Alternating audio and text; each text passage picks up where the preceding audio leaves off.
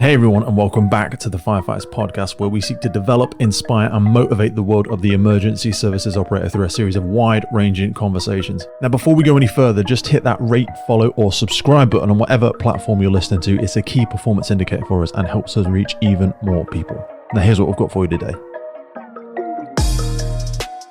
Jan Morris has had a distinguished career with the UK Fire and Rescue Service, beginning her journey with Avon Fire Rescue Service in 1998 as one of only 8 women in the operational workforce at that time. Throughout her career, Jan has held various positions, including leading firefighter, a sub-officer in training, station manager, and notable roles, memories, and incidents attended at Avonmouth Fire Station, which she refers to fondly in today's chat. Beyond her operational role, Jan became an active member of Women in the Fire Service UK since 1999, contributing significantly to initiatives aimed at fostering inclusion and supporting the development of women in the fire service. Jan has a wide range of knowledge and experience, which in 2018 was called upon as she was seconded to Her Majesty's Inspectorate for Constabulary of Fire and Rescue Services, overseeing inspections of multiple fire and rescue services, and then she later joined Gloucestershire Fire and Rescue Service as a temporary area manager before securing a permanent area manager position with Shropshire Fire and Rescue Service in March of 2021. However, after a few short years, in April of 2024, Jan made the decision to leave Shropshire Fire and Rescue Service, citing a culture of misogyny and sexism within the service.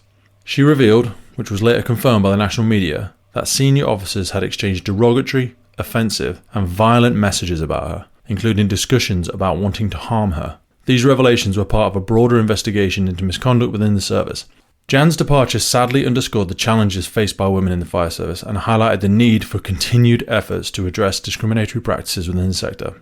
In our conversation together today, we'll discuss various themes surrounding the fire service, its leadership and culture, including the concept of ethical drift, the impact of microaggressions, and we ask ourselves, is there a two-tier system in the standards and expectations we hold our senior leaders to versus what the rest of us are held to? We explore the challenges of maintaining your individuality whilst also acknowledging that natural desire to fit in our organisations. We delve into the importance of psychological safety, and we emphasise the need for courageous leadership and accountability. The tremendous impact of leadership on organisational culture and the consequences of speaking up is an area we explore as we talk about navigating professional values, moral corruption, toxic leadership, the abuse of power, and what to do when your service demonstrates organisational hypocrisy. Now, I wasn't just open to having Jan on as a friend to talk about her fantastic career and all the incredible experiences she's had as a boots-on-the-ground firefighter, a training instructor, and also sharing the lessons from roles she has earned, excelled at, and outgrown as she has moved through leadership in the UK Fire and Rescue Service. But when Jan's story broke in the mainstream news and on social media, I had really mixed feelings, from feeling very glad that it was out in the open, horrified to see the true extent of it, and also really disappointed and ashamed to see those senior leaders still in post and unaffected at the time, not even suspended. So when I was lucky enough to catch up with Jan last December, we committed to recording together, and it's a privilege to be able to share our platform with Jan, as one of my big frustrations is when a lot of people like to talk about supporting friends, supporting colleagues, and supporting the future of the sector and speaking out against disgraceful behaviour, but only up until the point where it appears as though it might cost them something. It might cost them some professional embarrassment if they are asked to comment on it in a public space of any kind. Some people's willingness to look the other way, to sweep things under the carpet, just to not risk upsetting their group, screams hypocrisy. Because in the end, when the dust settles from these types of things, we will remember not the words of our enemies, but the silence of our friends. So without further ado, please welcome my friend, Jan Morris. I'll see you on the other side. Have you ever heard of a term called ethical drift? No, not. I mean, I can start thinking of what that might be, but as I was preparing for our conversation, I started thinking about what viscerally made me so uncomfortable about one of the first things that I learned about your news, which we'll go into. Ethical drift is the gradual shift away from ethical standards and principles, effectively. It often occurs really, really subtly. It's that creep. Those involved don't even seem to notice that it's happening, and it usually happens when small compromises in integrity and ethics accumulate over time. It leads individuals, organisations to act in ways that even they would have considered completely unacceptable. And when I learnt of the horrific instances of your sort of situation, as we'll come to later on in our conversation, it really was one of those really moments, where you go, no, Yeah. not a chance. And then it really shifted and triggered me personally into being back on the playground. I Yeah. was not a tremendously popular kid at school.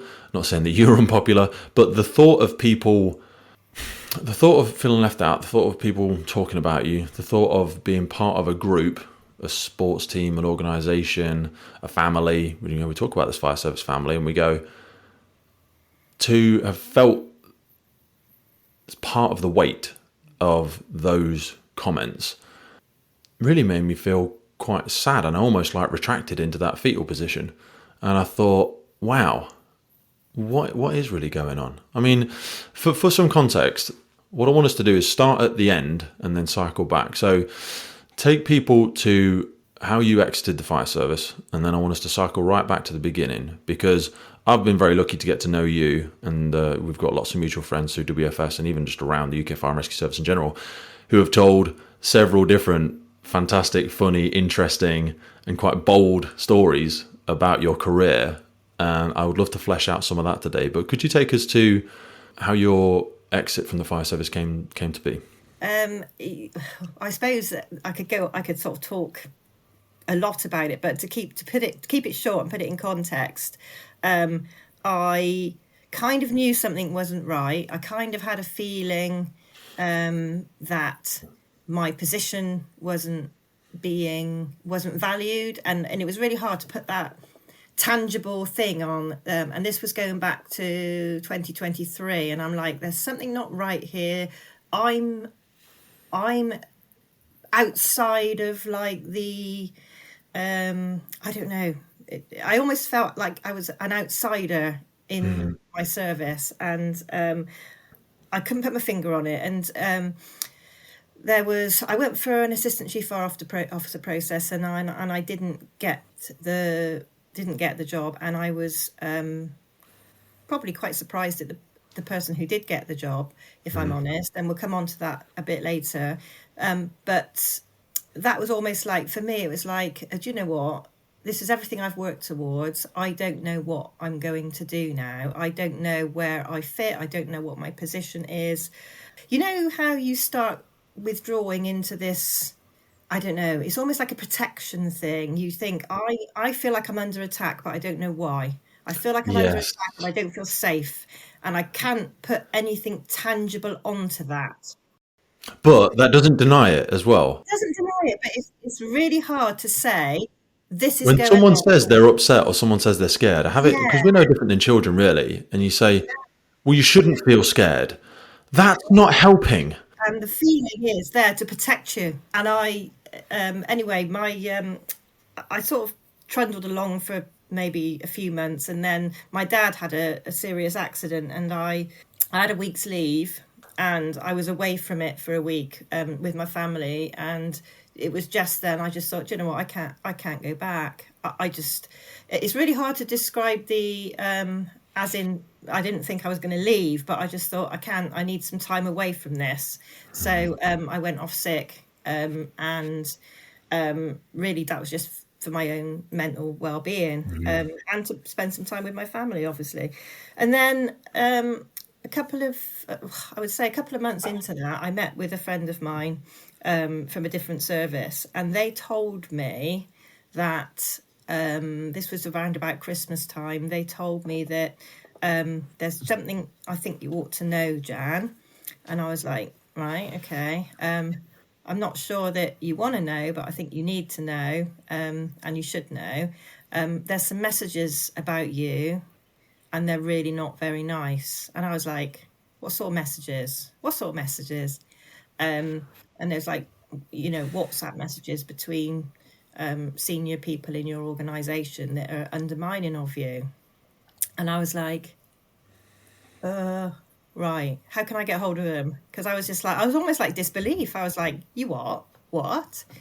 And so that was sort of Christmas time, and I that person worked on my behalf to try and get those messages. And I also contacted the person that had the messages because he had been part of them as well, and said, look, so we met up and I said, look. How do you even approach a conversation like that?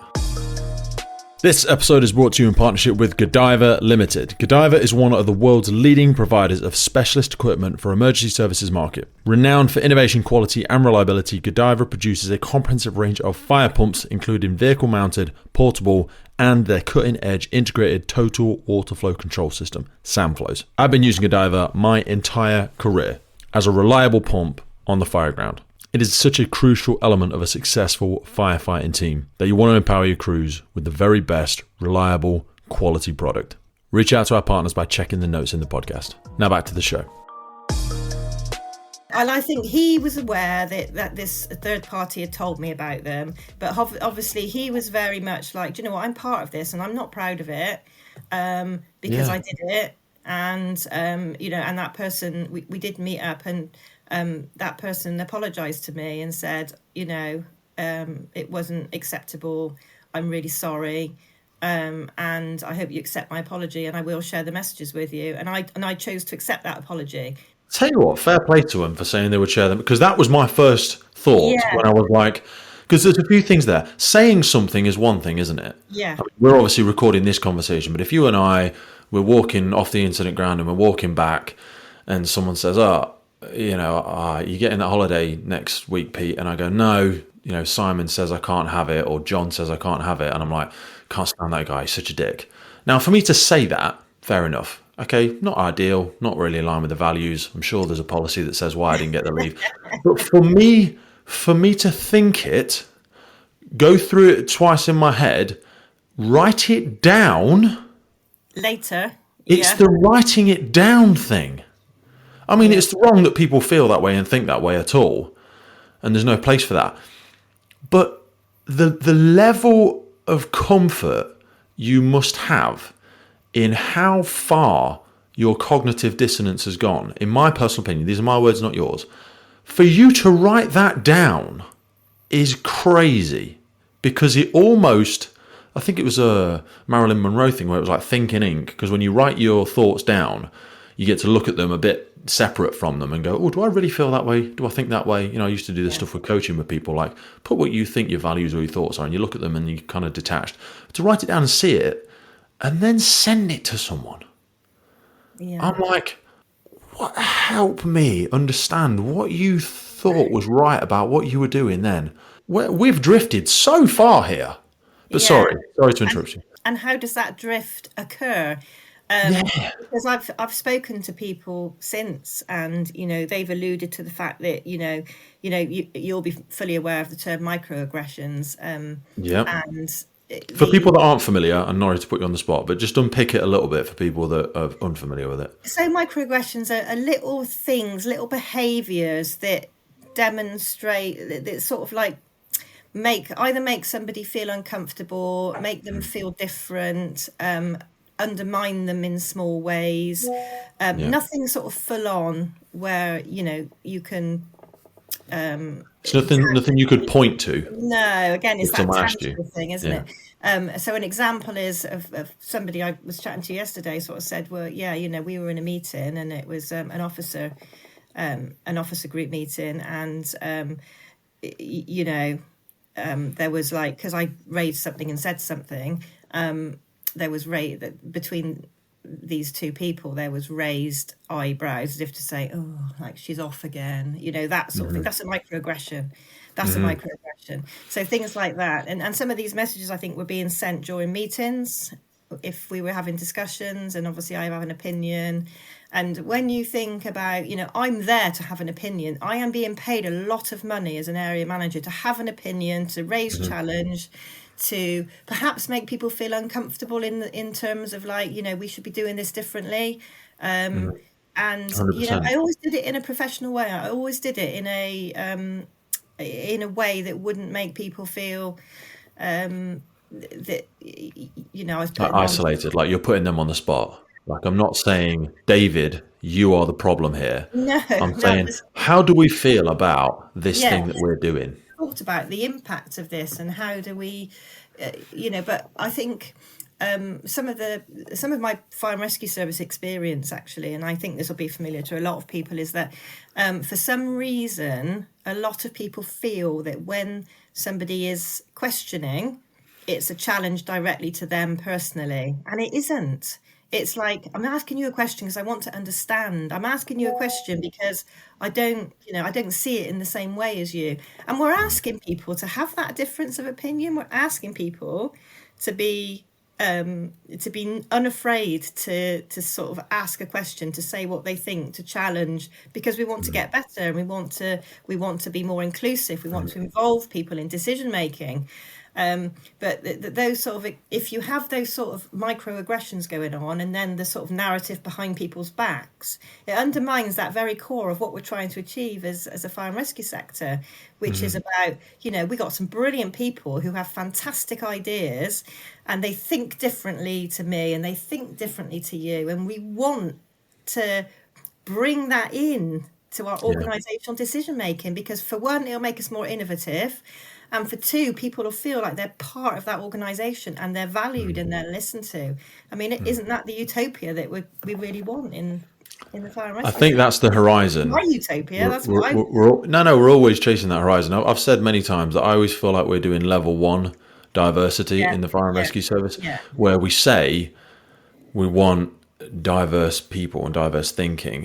What we're really saying is, at the minute, we'd just be happy if we get people that look a bit different, sound a bit different, have got different body parts, and maybe different coloured skin, or a different coloured religion, or whatever it is. What we end up getting, you've heard the term "your difference doesn't make a difference"? No. Oh wow, that hit me like a ton of bricks. It's not mine. I think it was somebody at WFS actually said it to me. Not about me, but they said, like, the uniqueness which actually sits within not just women, but people from different neurodivergence, people from different upbringings, people from different countries, different nations, different family blueprints, is that they have a different mental model of the world. They have had to solve a social solution or a financial solution or whatever in a different way because they've come from a different place. But if you have those unique differences within you, but then with the draw and gravitational pull of your desire to become part of this homogenous organisation, you suppress that or cut those things off to trim the beautiful spiky prickly bits of your spicy neurodivergence to fit into the group, then actually your perceived difference doesn't make a difference because you've just changed to be like us. You just become the same to fit in, and that's human nature. And you have to be really, as individuals, we have to be really, really aware of that. And I think that probably comes with maturity and an understanding, and that self-development that you grow as an individual, and understand what's happening to you, and why that's important. But one of the things that you made me think about then, and because you mentioned neurodivergence, and one of the things that people who are neurodiverse often do is masking, especially autism and that sort of thing. But what we're talking about is, and I can talk about my career where I've masked the Jan.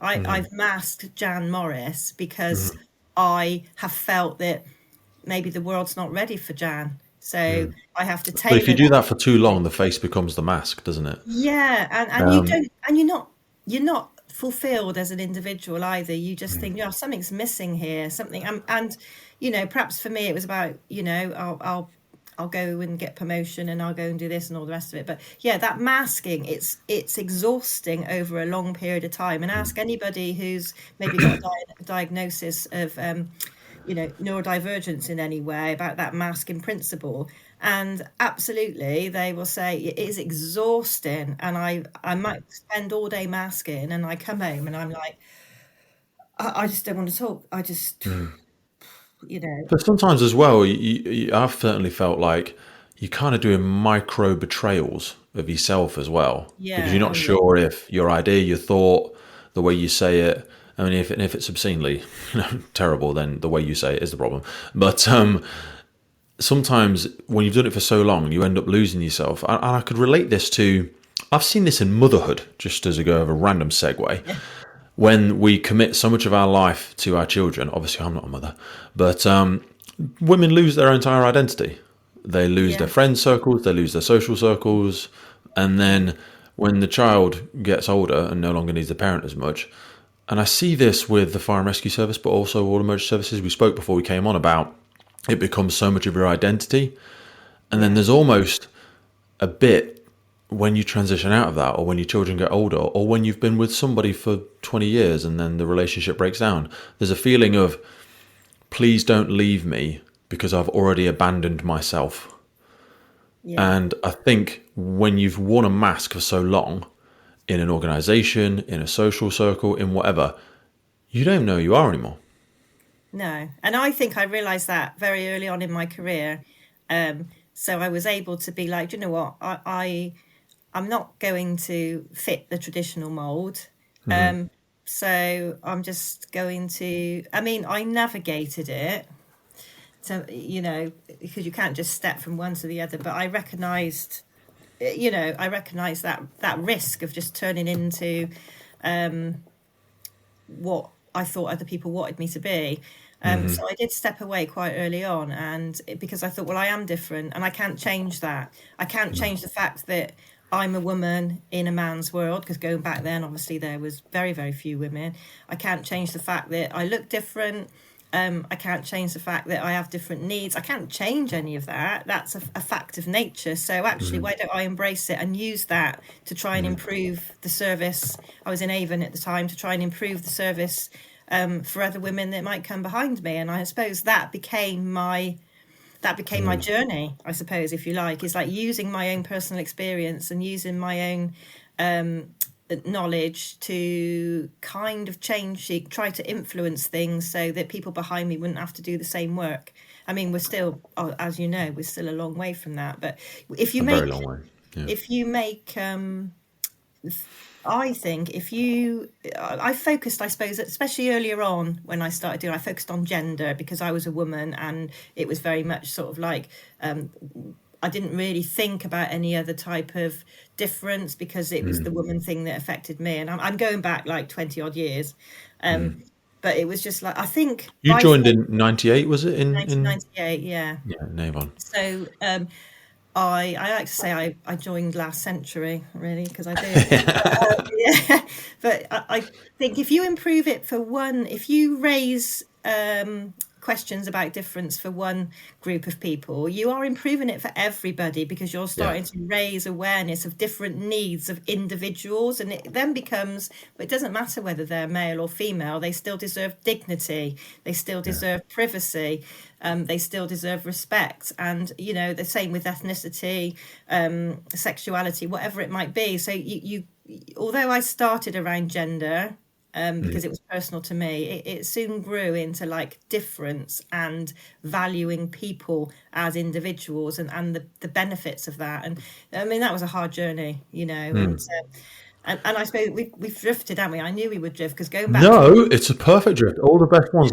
I just remembered, and I wanted to credit her before I forget, it was Vicky Shakespeare. I've just remembered. Vicky, yeah. It was Vicky that said, you're different. And it might not have been her quote, but I don't want to attribute it to myself or to the wrong person. I'm very confident it was Vicky that said it, because she had felt elements of abandoning her own self. Because, so help me understand this. So when you first started going through, you were a leading firefighter, you were a sub-officer in training, you know, massive passion for developing people, you went into training, led a bunch of different elements within that, station manager, technical services, you did loads of different roles within it.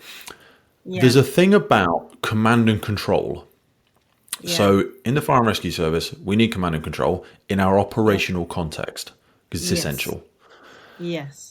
That, with even just those words, if we go into the etymology of those words, like command and control, these are very dominating, and there's nothing wrong with them. I love them, you know, in many ways. In certain context, they feed me. God, I get excited about it. But that only belongs in certain environments. I think, and this is a very, very simple example, I've said it many times, but it's the rank thing. When we go to AFSA, National Fire Chiefs Council, Women in the Fire Service, whatever, some people love to wear their rank everywhere they go. They like to wear a shirt and they like to wear their rank. And I know people will roll their eyes as I start saying this, but I'm like, I don't like it. and this is why I've quite like now with the podcast, because I go a lot of places just as the podcast. It's completely bloody irrelevant because I'm not even here as part of the Fire and Rescue Service. I mean, I'm part of it and I technically am still operational in the place that I work, but that's not what I'm here for. And when you go to courses, you'll have had this a million times. Okay, we're just going to go around the circle, Jan. Can you start us off? Tell us who you are, what your rank is, how long you've been in the job. Hi, I'm Jan. I'm an area manager and I've been in for 27 years or whatever it is. And you're like, who cares? Yeah. What has that told me about you as a person? Sod all. What's the likelihood I'm going to need to take over a level 2 incident at this, cultural, regional discussion? Yeah. Completely sodding irrelevant. So why in God's name does it matter?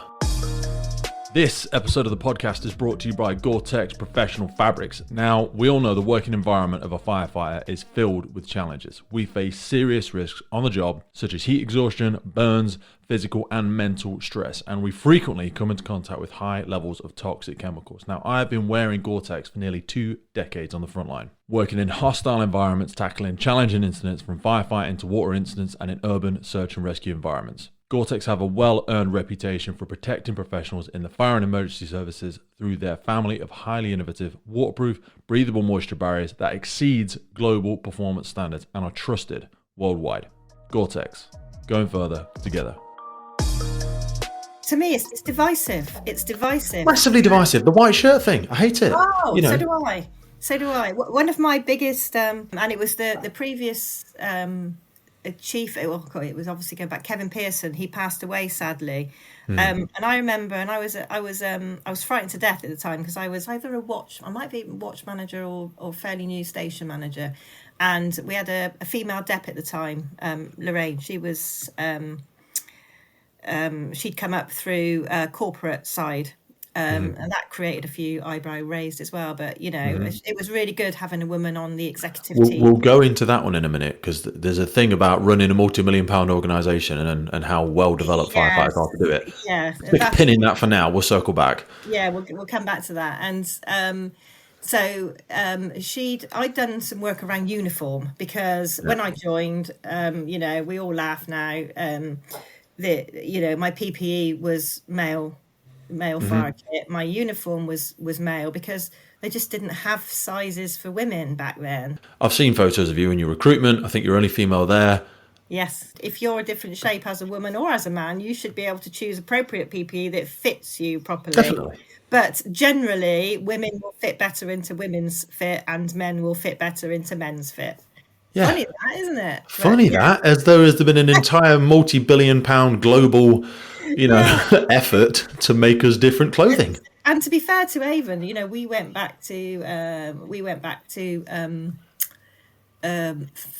female fit PPE with Bristol uniforms. Is that advertising? I don't know, but No. Bristol uniforms, and that was in the early 2000s that we went to female fit. It was fair play. That was something that we did, and it made such a difference. It was so much more comfortable. I could move better, and it's a no-brainer. When I joined Shropshire, I had unisex PPE. I was almost like, am I stepping back 2 decades here? But anyway, that's a different story. But going back to the thing was because I was doing the work around uniform, Lorraine had asked me to go and speak to the chief about my view on uniform and how it felt. And I brought up about the white shirts, and I brought up about I thought they were divisive because the firefighters had, on watch you had the blue, because we had blue back then, and then officers were all strutting around in white shirts and black ties. And that's another thing. I'm a woman, I don't wear a tie, I maybe a cravat.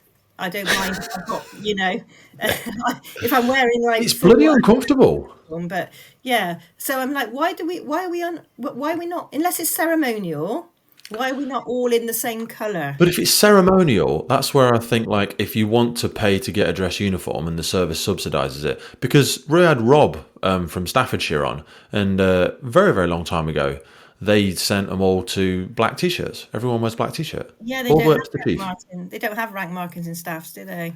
No, I think they have a small thing they can clip onto wherever they want to if they want to wear it. But it's one of those, it's like, A, it's completely irrelevant. B, the black trousers and white shirts aren't very comfortable. The shoes aren't very nice to walk around in all the time because I have to wear them. No, And I'm especially if like, you're a woman, because they're men's shoes. yeah. And also the expense.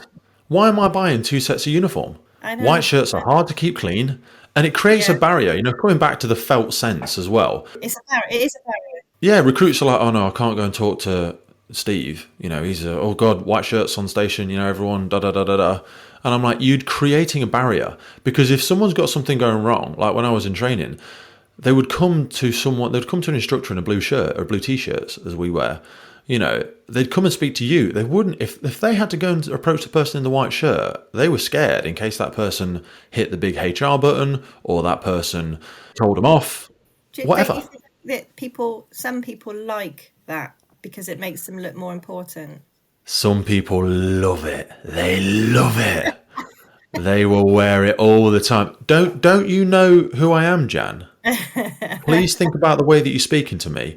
Right, it shouldn't make a blind bit of difference what rank you are, how I speak to you, because it says it, in the thing we wrote on the wall, it says we're going to treat each other all the same. Yeah. So that should be largely irrelevant. And, for me, rank markings are relevant on the fire ground because you need to be able to identify. And guess what? We have the different coloured helmets for that, so we don't even need the white shirt. Yeah, you don't need a white shirt at all. And, to be fair, to go back to Kevin Pearson, to be fair, he took that on board and he got rid of the white shirts and he started wearing a blue shirt and then everybody followed suit.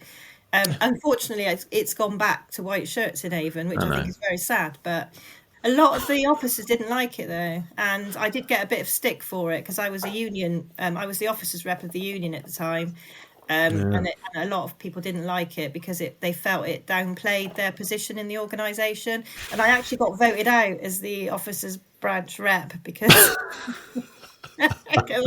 they wanted somebody in who agreed with everything they said. And I'm like, oh, no way. I can't believe that about unions. Yeah, I know. Unions have done a lot of great stuff for the Fire and Rescue Service. A lot of great stuff. And sometimes local reps can get into a little bit of empire building.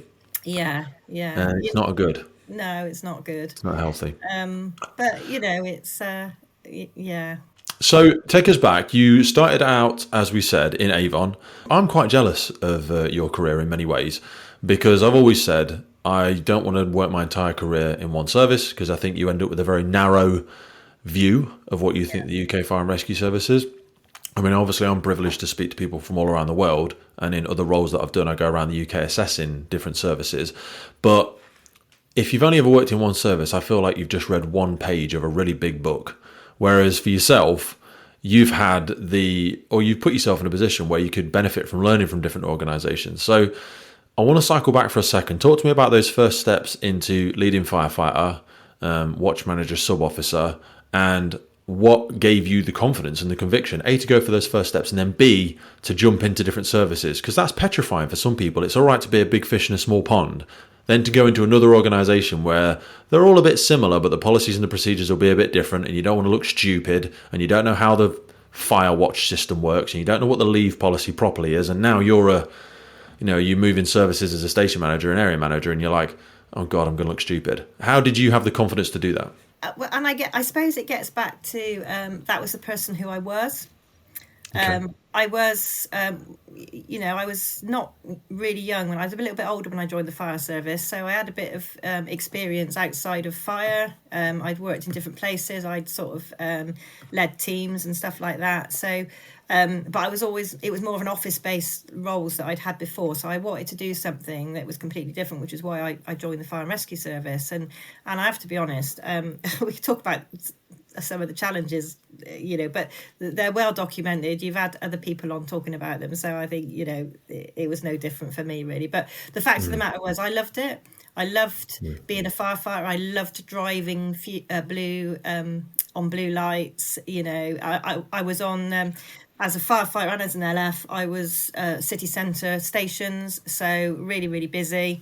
So I did 5 years at Temple Back, which is the centre of Bristol, and it was a huge station at the time, and we had three pumps, a TL, beautiful station, been there, fire rescue, Well, it's all knocked down and rebuilt now, but it was huge at the time, and we had the BA vehicle as well. So there was a lot going on, and it was a watch of 24, a watch strength of 24, and a ridership of 17. So you had a lot of people on duty at any one time, and there was such a hive of activity, big watches. I love them. I mean, it was. I think I sort of kept out of some of the watch politics because, again, probably easier for me because I didn't fit in per se, so I didn't really need to get dragged into any of those watch politics, and that was fine. But we had some great jobs, we had some great rescues, some great fires, if you can call them great. Sorry, the community. No, definitely, they're all great fires. That's why we joined. Absolutely awesome. And I was the only person off my training school that got sent to Temple as a firefighter, so everybody was really jealous of me. I bet they were. Someone gets sent to the arse end of nowhere where they get 2 calls a month and they're like, really? Why is Jan going to the city centre? Why does she go to the busiest station? Although a lot of it was alarm AFAs. Oh my goodness me. High-rise AFAs during the night is what it is. But the line rescue as well, I loved doing the line rescue. Got loads of rescues of me with dogs and things like that. So, I think line rescue, so when I did all of my rope stuff and the ISR stuff and lace and all that jazz, I think it's one of the scariest things to do in the fire service. And I'll tell you why I think that. Because you really do place your entire safety in someone else's hands. Yeah. And depending on what system you use, people will go, "Oh no, you can have your yeah." But for most of the time, for us, we have a top person, and then you're on a system, and there's 2-line system, and they're sort of usually controlling your descent unless you're doing it yourself. But you're always trusting somebody else to put your anchors in and all this sort of jazz. Because people say, "Oh no, BA kills more people." BA. If I die in there, really, I mean, I can blame the service for the policies and the procedures and whatever if I want to. But I confidently feel like I'm a good enough firefighter. I should see what's going on. And that's not to throw salt on people that have lost their lives.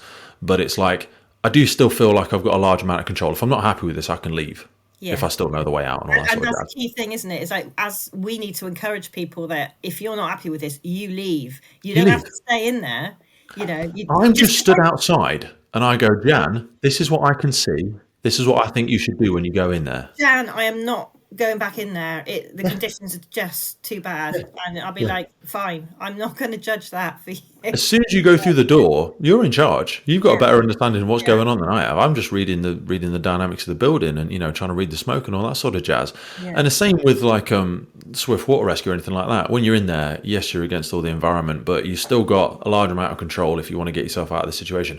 Rope, exciting but petrifying, because you're always very much, let me just check the system again, please, before I go over the edge. you have to trust your colleagues. Trust your oppos, and we used to do a lot of training for that as well. And I think this is where it goes into the even if people don't like each other, their professional pride will mean that they will make sure you are safe, because most of the firefighters that I've ever worked with are good at what they do because they have professional pride in being good at what they do. And we want to be the firefighter that our family thinks we are, don't we? Yeah, most absolutely, of us. Absolutely, we do.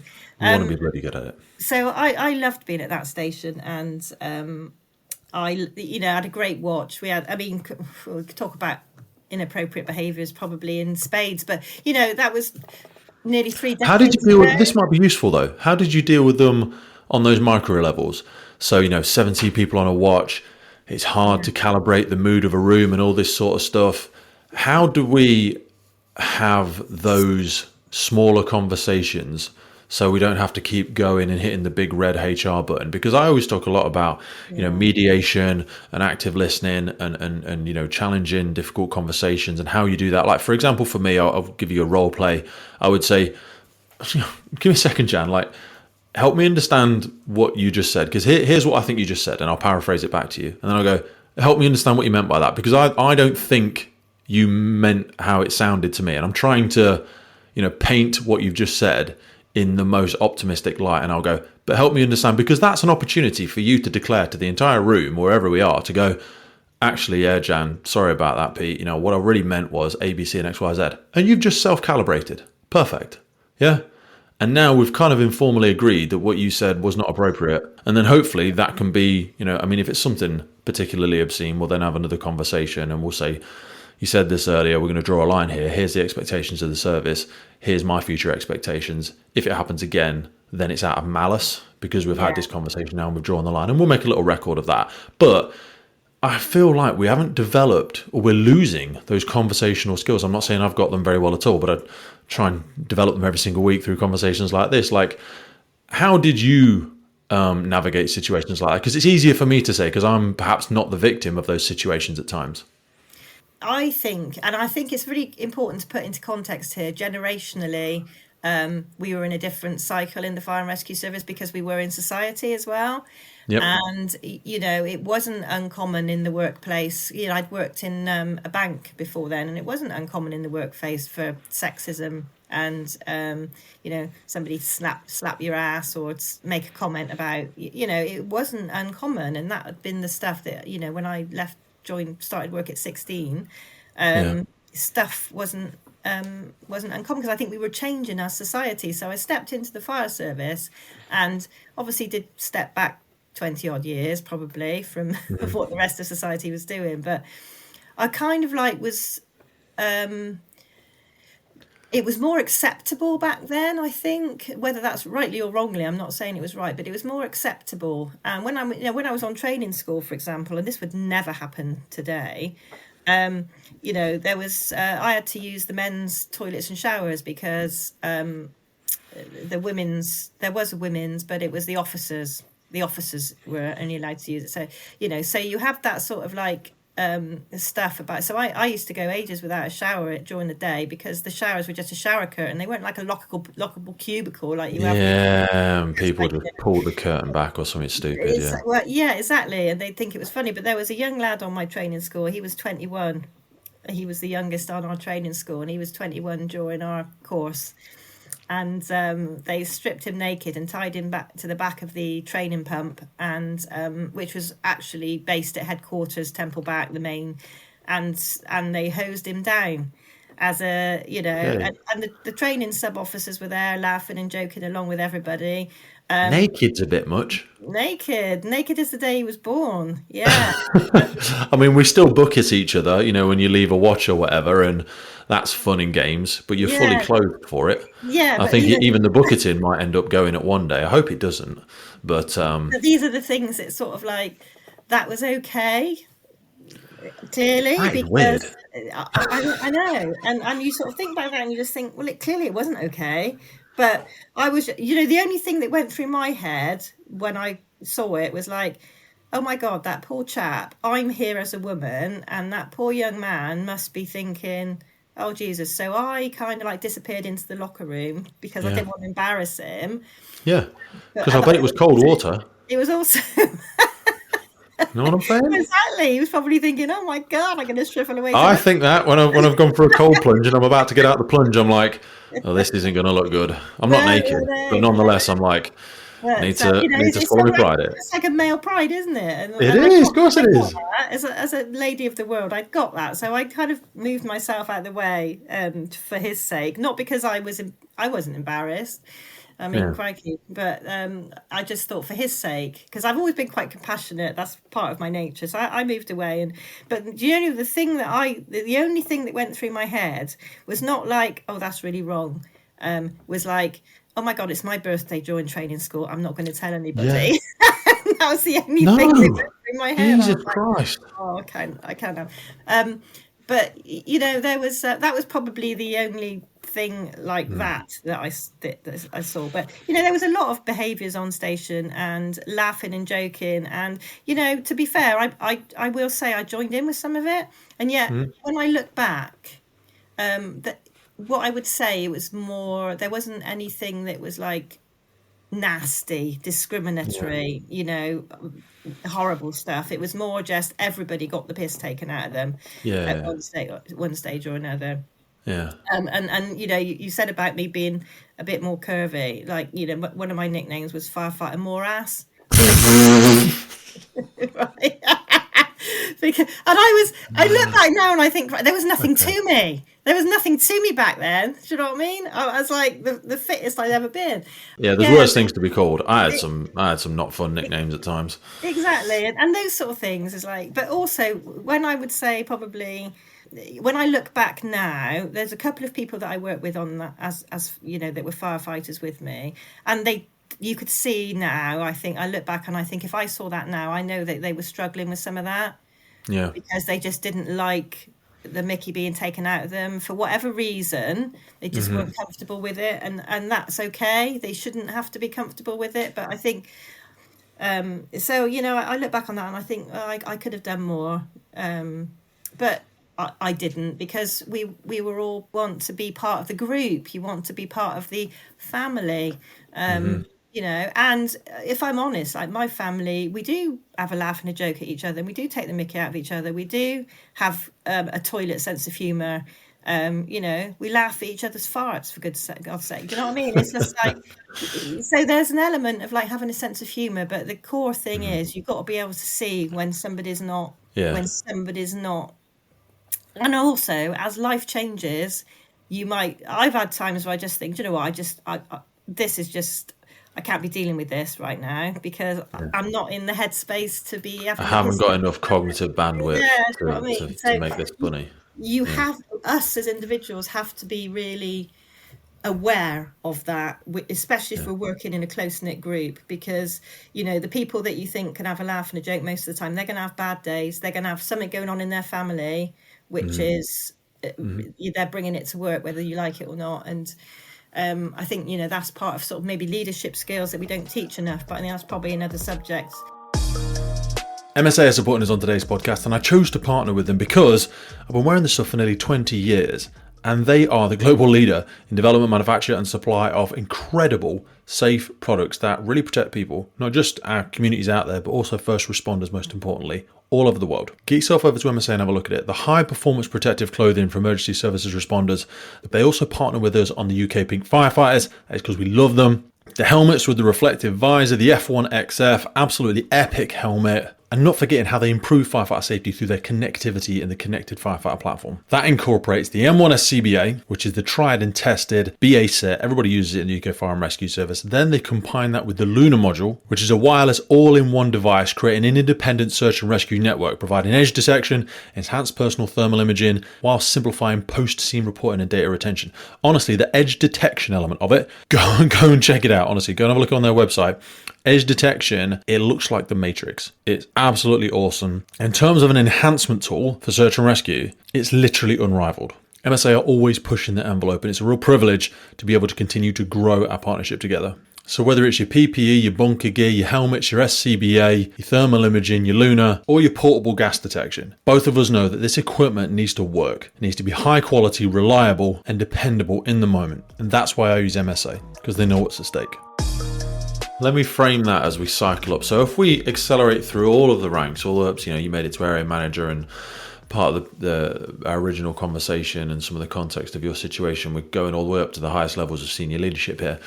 I think when you're operating with, not to be condescending, but when you're going on a station visit, you know, when you're operating with firefighters, crew managers, watch managers, sub officers, whatever, you have to almost catch their verbal missteps and have a bit of forgiveness, have a bit of a wide path, and go, you know, these are the sort of things we're not going to say, gang. But, you know, the limits of your language are the limits of your world. So if you only know a few ways to say it, then don't worry about it. Just say it, and I'll listen to it in a forgiving, wide manner. Because if you want to say, Gaffer, that new policy is absolute horse shit. How the frickin' hell do you expect me to do X, Y, Z, and ABC? When's the last time you went to so-and-so station? We haven't even got this.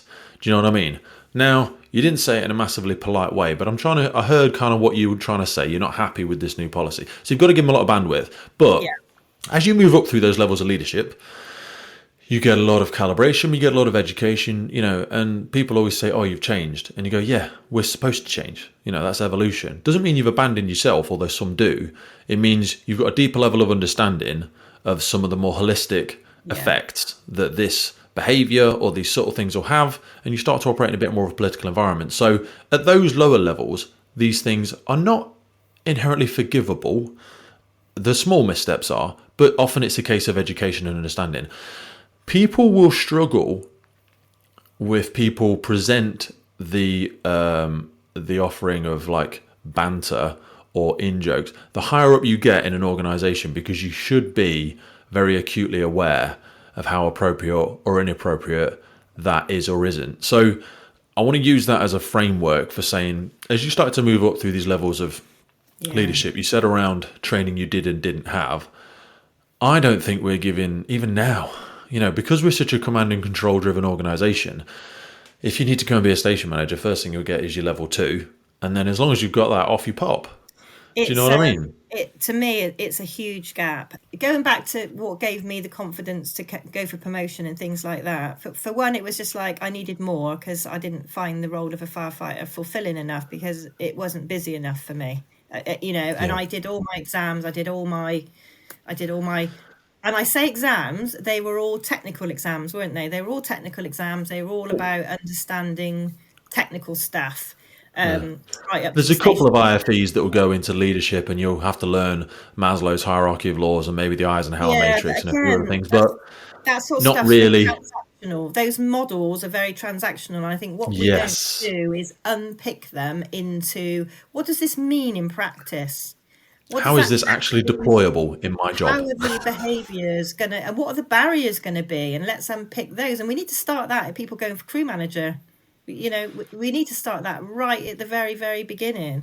And that was never there. So one of my drivers for getting promoted was change, because as much as I loved what I did, for me, it was really important that,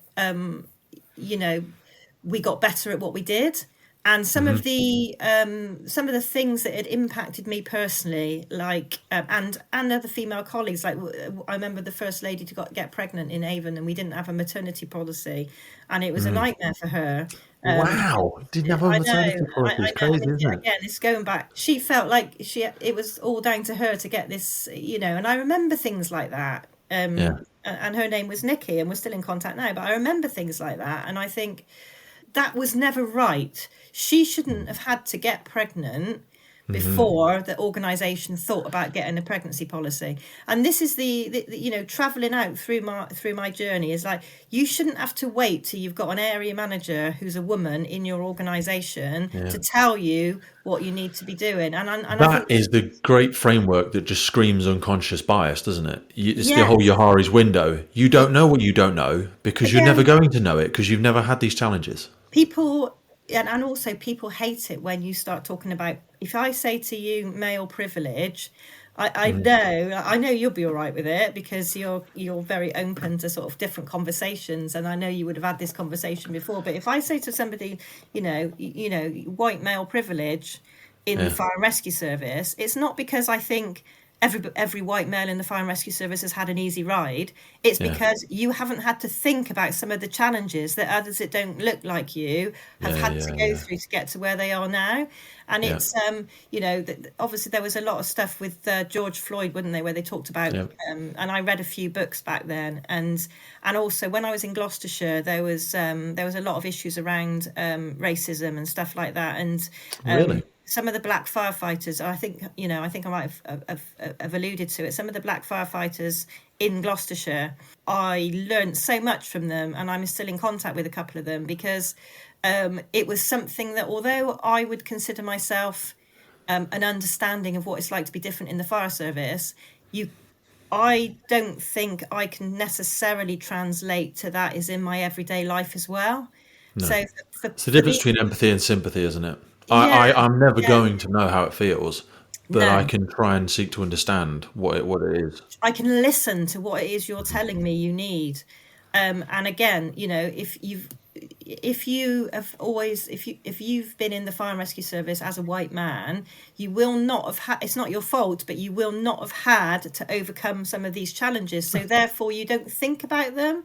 And when you're making policy decisions, and I'm talking about the higher ups here, when you're making those strategic policy decisions, and you only have your own experience, and you've only worked in one service, and you've only had your own experience to go by, how are you going to get a really balanced view of what it is you're thinking about. As we're sat here in this echo chamber, high-fiving each other, saying we solved it. Yeah, and I've seen that so many times, and I think one of the things for me in Shropshire was that because I wasn't that echo chamber, I wasn't ever going to fit in with the senior leadership team because I was too challenging. I was that person who always said, yeah, but what about this? Yeah, but what about that? Have we thought about this? And you need those people. You need that. It's almost like a bit of an agitator, really. You need those people because they cross-check you, and they're trying to protect your organisation. They're trying to make your organisation as good as it can be, so that because it's not all about. The higher up you go, it's so not about putting out fires. We've got some brilliant firefighters and officers who are very, very good at doing that. They train for it. They're qualified for it. If I went back on a fire engine now, do you know what I mean? I wouldn't even know how to use half the equipment because it's changed since I was a firefighter. It doesn't mean I'm not an experienced firefighter, but if you put me back on the ground now, I need a whole week's training on all the different sort of changes to procedures that have come in since I was, it's. But that talks to what we were talking about earlier, this difference of whether or not a firefighter from the ground up would be best placed and best developed to be leading a multi-million-pound organisation. To be honest, you can come in as a firefighter now and 15 years you could probably be a chief, maybe less. And you come in as direct entry, you can certainly get there quicker. And I think, unfortunately, if we had to do a pulse check on the average, direct entry would probably be better placed to be leading an organisation because they've had that holistic, they've ideally been chosen because they've had a lot of development in leadership, in finance, in business acquisition, in political spheres, and how to influence and how to control situations and all that sort of jazz. I don't think we're getting that sort of development. I think there's the odd one which could make it through accidentally, but that will probably become as a result of them doing a lot of personal development outside of their professional role. And I think the stuff that I've had, with the podcast is. This has been like an accidental university. Oh, you've grown phenomenally. Just listening to some of the podcasts over the last year or two have just been, I'm like... Doesn't make me any better than anybody, but sometimes when I sit in rooms and someone says, someone more senior than me says this, and I'm like, oh, that's not the case. I'm sorry, I'm trying to term this respectfully, but I've spoke with Jan for about 3 hours.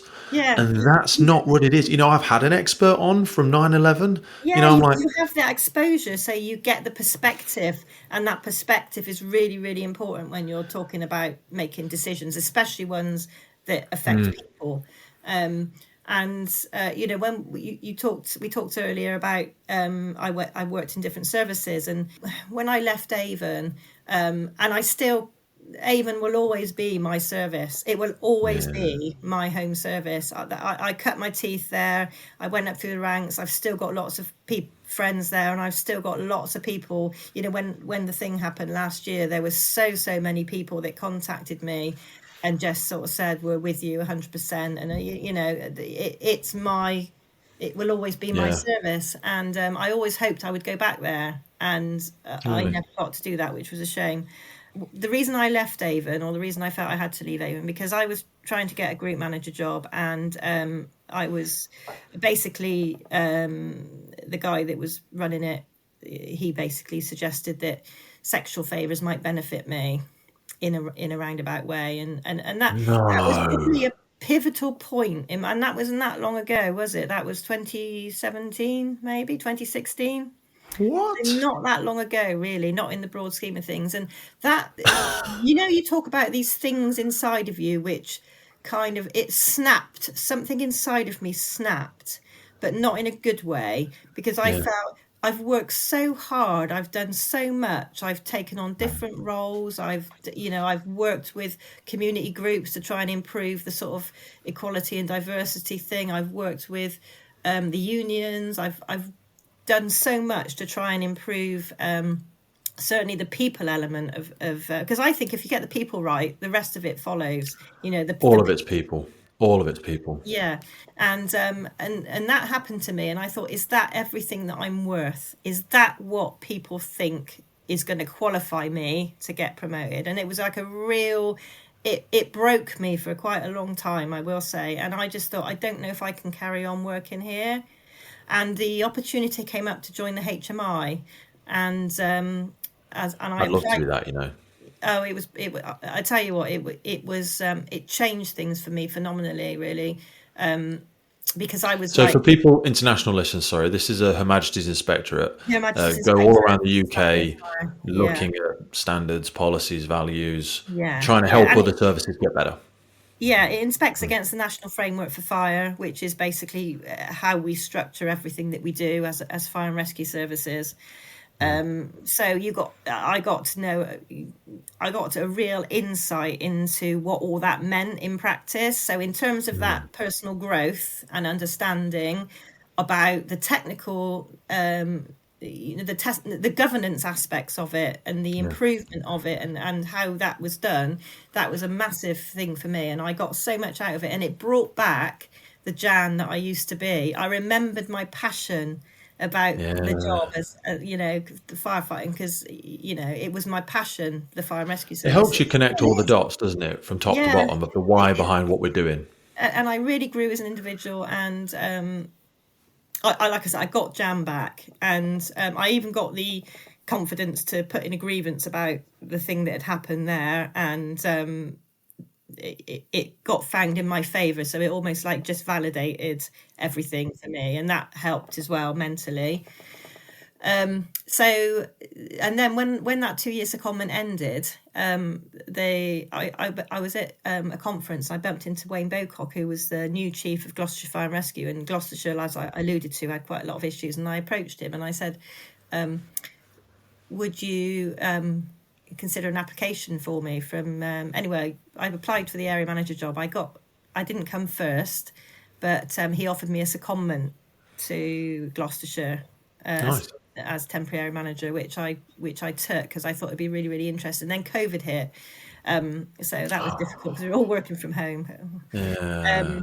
But yeah, again, I met there's the firefighters I met, and I was doing governance stuff. I was doing governance improvement and governance, which obviously fit with my HMI background, and I got a lot out of that as well. And I think those are the sort of like personal growth things that we're talking about, because it gives you a different perspective. You work with different people, different, the governance of services. Avon was a combined fire authority. Gloucestershire was a county council. The HMI was obviously under the Home Office. So you were just exposed to so many different people and so many different ways of working that, and that deep understanding of the corporate world was really, really beneficial for me as a leader, I think. And then, you step back into something else, and you have to try and bring that knowledge to improve your own service. It's for me, it was I didn't have a choice. I was there. When I got the job in Shropshire, I was pretty sure I'd been brought in because of my background in that improvement and governance and that transformational stuff. And so I did my job, and all the while I was being undermined, and I didn't know, because those messages, they're not just over a short period of time. They start in 2021, which was when I started in Shropshire. Really? So straight away. Wow. Yeah, so straight away I was being undermined without even knowing. So when you think about everything you stand for as an individual, because we all have our personal our professional pride, our personal values, our personal integrity, what's important to us, and my I call it a job in the fire. It's a vocation. I think the fire and rescue. Yeah, it is. For me, it always felt like a vocation. For me, I was doing what I was there to do. There was no sort of like, am I doing the right thing? And I was always getting good feedback. I was getting good appraisals and all that sort of stuff. And it's just like when we've done a circle. I mean, when I found those messages about me, that's when I talked about just now about how something snapped inside of me. It snapped inside of me again. And I would say the last 12, 18 months have been the worst of my life. Because to have that happen to you twice in terms of everything you stand for is almost put into question, undermined, made to feel of no value whatsoever, because you think differently or are different, or you don't fit that mold of what and I think we touched on it with how we develop our leaders and that command and control, and I hear people talk about command presence on a fire ground. What does that actually mean? Does it mean that you can shout and bawl out instructions, or does it mean that people respect you, listen to you, and will join you in making sure you get a good outcome to that incident? Because there's two different things, and that command and control thing is like, yes, I might be the senior person on the fire ground, and yes, I might have to make a really difficult decision at some point, because that's what I'm there to do. But actually, I will never do that in isolation, because I have a massive group of people around me at that incident who see it from different perspectives, have different experience, have different ideas about what might work in what we're trying to do here. And that goes for other agencies as well. So I will never do that in isolation. I may have to make that difficult decision at some point, because that's what I'm paid to do. But everything else about that fire ground to me is we're all there and we do it together. I'm just the one with the white hat.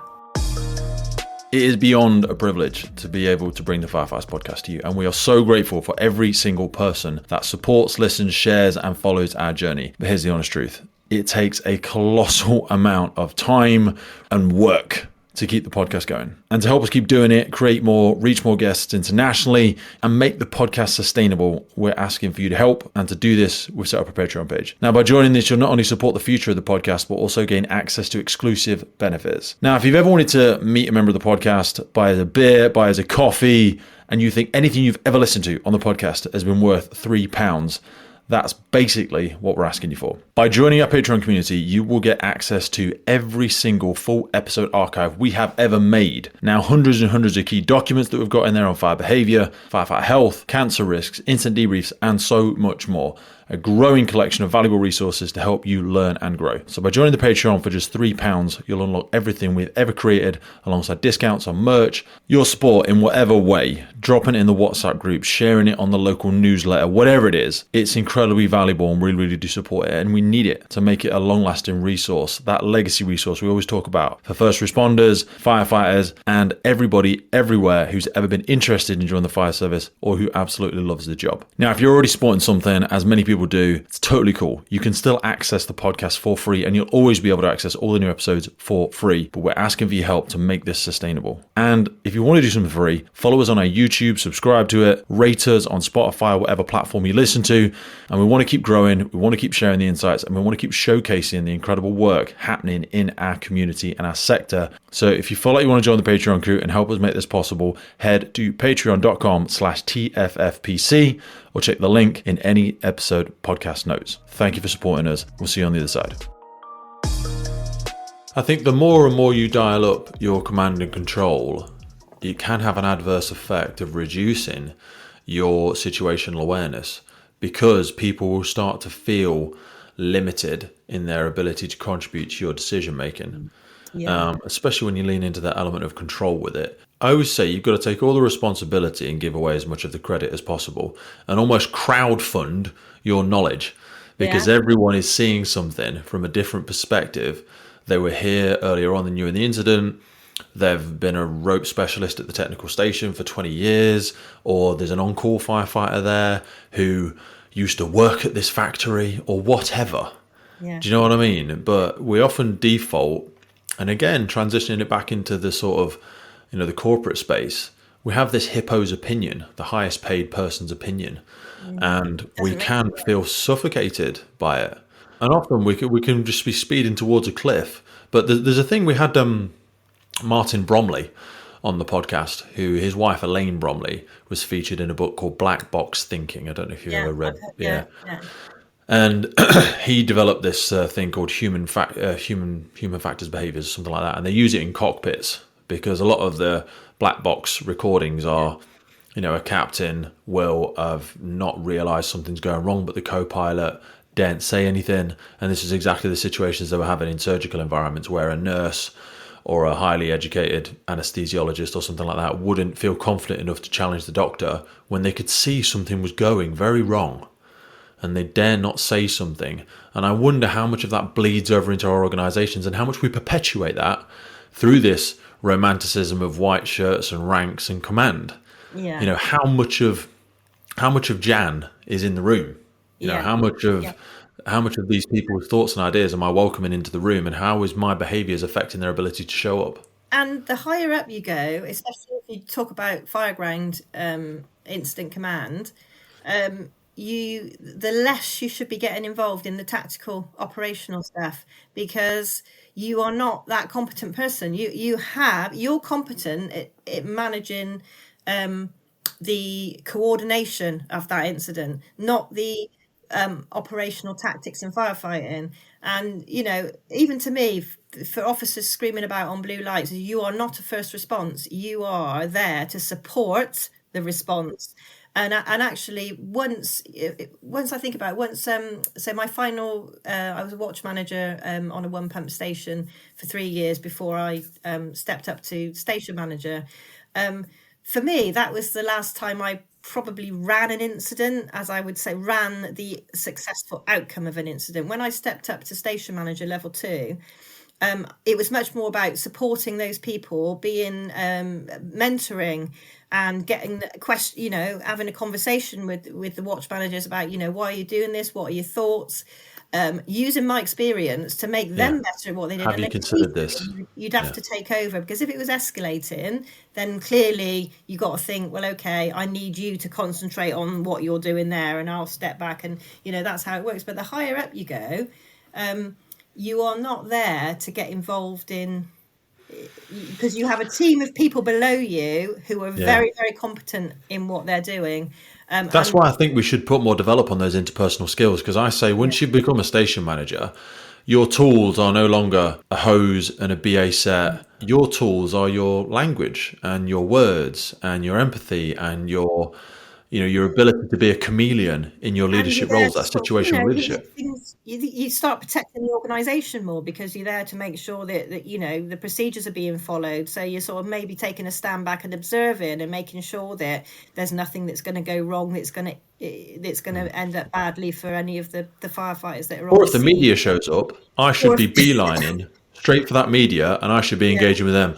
Not allow the watch manager who's involved in the tactics of the incident to have 40% of their mental capacity segued off to how they're going to look in the media. You should be going to address that. Don't come back here and tell me that you think I should be moving to a transitional approach at this building. No. Don't do what you're doing. I'm not the incident commander unless I take over, so I'm not going to tell you what to do. And I think as well that part of development of people is that the coaching and mentoring side of being that station manager and above is a really key part of that role, because you are there to not tell your watch managers what to do, if you're running the stations or whatever it is. You're not there to tell them what to do. You're there to support them in doing what they do so they can be the best that they can be. And there's a real difference between if we have, you hear a lot, don't you, about firefighters and people on watch just waiting to be told what to do, rather than necessarily being proactive in their approaches with maybe community safety or we create those timid managers, though. We create them, because what we don't do is support them to be innovative, or give them frameworks and guidelines to work around, and give them sort of coaching. And I should point at the destination and you should map the way. If I say to you, Jan, I want us to be in Scotland in 4 days' time, how you get there is Yeah. really up to you. As long as you don't kill anybody and you don't run someone over on the road and you don't commit a crime that's outside of our agreed policies and a code of ethics, you get how the hell. Just because you're not going to do it how I would do it, good, That's because it. I And might that's, learn something from the way you do it. and that analogy is a really good one, because I could look at you and say, Pete, right, so you're going to think, how quick can I get there? You're going to think, right, I can get there. I can go to the airport, fly up to Scotland, and I'm there. And I'm thinking, Jan, and this would be me, by the way, I'm thinking that, oh, well, I'm going to drive off and I'm going to stop off at that castle, or I'm going to stop Yeah. off at that Uh-huh. area of outstanding natural beauty, and I'm going to stop off there, and my journey is going to be a bit more like that, because I'm Uh-huh. interested in what I can And see you while might I'm also take more people along the journey with you, and they might get more out of it. If I just said, right, everybody, bundle into the van, we're going straight to the airport, and we're going to fly straight there, and we're going to sit separately on the aeroplane, and you go, well, I've achieved the goal, and go, yeah, but what was everybody's felt sense of the journey? yeah, Like, how yeah, did you get there? How did you yeah, yeah, develop as a team? What did yeah, everybody else learn? Did you just do it all yourself and said, right, everybody, shut up and sit down? I'll tell you when yeah, it's time to get off the plane. yeah. And And we micro facetious analogy, but it's the same. It is, and I think we bring people. One of the things I've always said is that we bring people into our organisations, and we say we want people that we recruit for people that have life experience of maybe different in the way they think, maybe look different, whatever. We actively say that we seek these people, and then we bring them into a training school, and we put them all into a sausage machine, and we mash them, and they all come out looking exactly the same, and then they go, so Yeah. you push that individuality out of them to a degree right at the very start of their careers, and then because of that command and control, that sort of like them and us potentially scenario with the white and blue shirts, people see the difference, and it's drummed into you on training school that I mean, I presume it's still the same. People learn standard drills, so they learn their positions, they learn number Yeah. one does this, number two does this, but I can still probably I can still probably tell you which position does Yeah. what. It's so drummed into you Yeah. that straight away, rather than saying, right, I understand number drills, and I don't think they do marching anymore. We used to do marching on training school. I A think few services still march. I think Merseyside does, right, okay, and but they it's got to weird. look at what are you gaining about that? Yeah. You're gaining uniformity. You're I making think you think you're getting discipline, no. coordination, militaristic. That's one way of getting those things, and that comes from a very, very, very old mind, and it's not bloody useful. I don't think it is, because I think it'd be more useful, and I know some services are going back to it, learning about building construction, learning about some of that more technical stuff and what Yeah. happens, when steel heats up, Yeah. 100%. and that understanding of that situational awareness, rather than standing in a line doing a number drill. You need people to understand how to put up a 135 or a 105. You need people to understand the rules around BA. You need people to understand where on a fire engine they're going to find certain pieces of kit. You need a certain amount of uniformity, because you need people to do their jobs. But you also need to teach them that it's okay to ask why. It's okay to ask why. There may be times you can't ask why because it's risk critical, but during training you need to make sure people understand that difference, and you encourage that. But if you look at the college, and I'm generalizing because there's always really good people in every aspect, but Of course. a lot of people that are instructors at the Fire Service College, for example, are people that are retired from the Fire and Rescue Service, so they've done it the way they've always done it, and it's not their fault. It's not their fault. No, That's what no. they know. But You see actually, a lot of that in Babcocks as well. yeah, and I understand why Babcock might employ them, because they're experienced, they got the Subject qualifications. matter expert. But actually, are they really what we need as a sector? So they're good at the technical skills. We How need are you- teachers, not instructors. Yes. So We should be. My sister and my partner are both primary school. In fact, my partner's a secondary school teacher. My sister's a head teacher at a primary school. I love talking to them about teaching. Teaching versus instructing is a great. I need to have a specialist in education on the podcast, because I think we're missing That'd such be a really massive good. trick there. We're missing something. And when I see a teacher do it well, a great teacher can take you from step 1 to step 5 of most things. Now, they couldn't take you to step 96 to be, that requires a bit of subject matter expert specialism to refine the muscle memory and to really get deep. But in training school, my daughter could teach people how to roll hose and all of this stuff. And, after 20 minutes, you can pick up, there's only about 17 words of command to a ladder and things like that. But when you see a teacher do it, it's so great because they can change their levels of, how they relate to that person.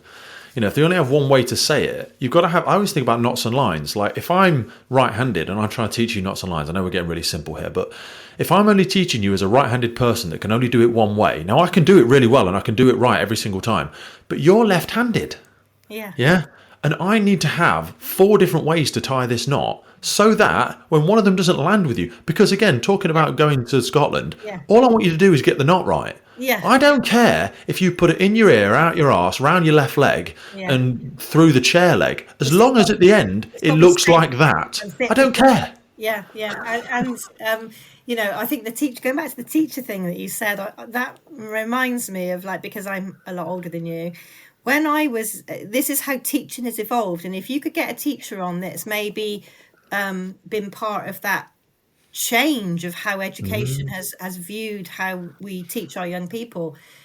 When I was at school, so the times table is a great one. You just learnt how to recite it. So it was a memory test. It was a memory test that got so ingrained into you that, you just knew Just it. memory recall. Remembered it, rather than, well, actually, you could try working it out in this way.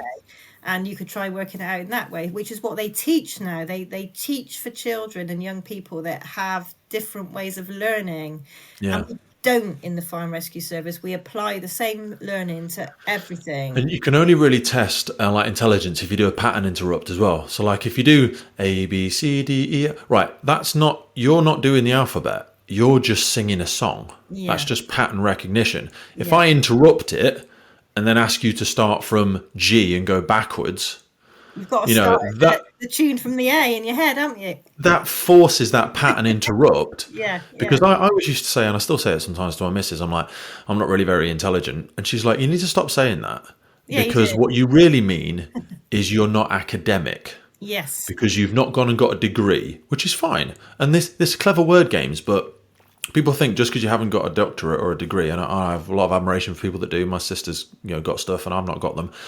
But it doesn't mean you're not intelligent. And I think the fire service wants to attract intelligent people because we're problem solvers. You've gone around different services, different sectors, different departments, different roles. You're a better problem solver because of your breadth of experience. You may not be academic, but we don't want you to be academic. We think that doctorate means you're a more intelligent person. No, what that means is, and again, respect to anybody that's got one, if you've got a degree, it means you can assimilate a body of knowledge in a given period of time. So you can assimilate all this knowledge in 3 years and regurgitate it to a high standard. That doesn't mean always, you could be intelligent as well, but you could also achieve that and not actually be intelligent. You might not be a great problem solver. You might just be a good academic. It doesn't make you a better leader just because you have those. Definitely not. No. And sometimes that's the old bullshit baffles brains. I can just spout a lot of leadership theory at you and you assume I'm a good leader. No, I've just memorized, all of the theories really well. And it doesn't necessarily mean I'm going to be good at it. And terminology is so important. Like, the example you just gave about you're not academic. We talked about command and control and instant command and, command presence. And, we need to think about the terminology we're using because it puts the perception, because certain words in society trigger certain thoughts and beliefs. And actually, if you use different terminology, you're changing potentially the thought process that follows on from that. So, it's like, firefighter, when we use the term firefighter, we know, don't we? Because we've been there. Even me, when it was, I sound like a right old flipping, it was busier back then when I was, you know, there was more fires. You know, we've evolved our prevention strategies, we've evolved our protection strategies. We are better at protecting the community before it gets to that fire. That's brilliant. But the word firefighter, if you're applying for a job as a firefighter, what do you actually know about it? Because the word itself springs to mind of somebody from London's Burning, Backdraft and all that is running about putting out fires, whereas we know that you're more likely to go to an RTC than you are to a fire. You know, we know that you're more likely to go to a rescue. You're now going to get flooding. You know, we know that us that are in the sector, we know that firefighter is actually an outdated terminology. Definitely. I'm not suggesting that we change it, or I don't even know what. I always have this little joke, and I'll probably get it wrong, but like in my head, if you imagine the first ever Jessup meeting, and someone's turning up and they're like, right, first thing we need to agree, folks, is what we're going to call each other.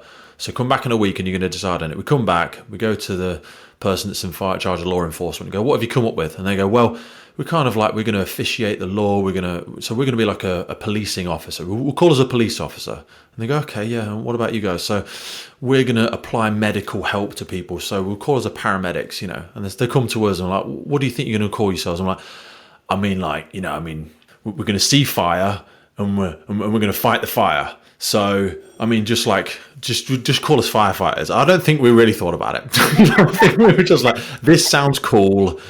We didn't think of any official name. We're just going to fight fire. So just call us that.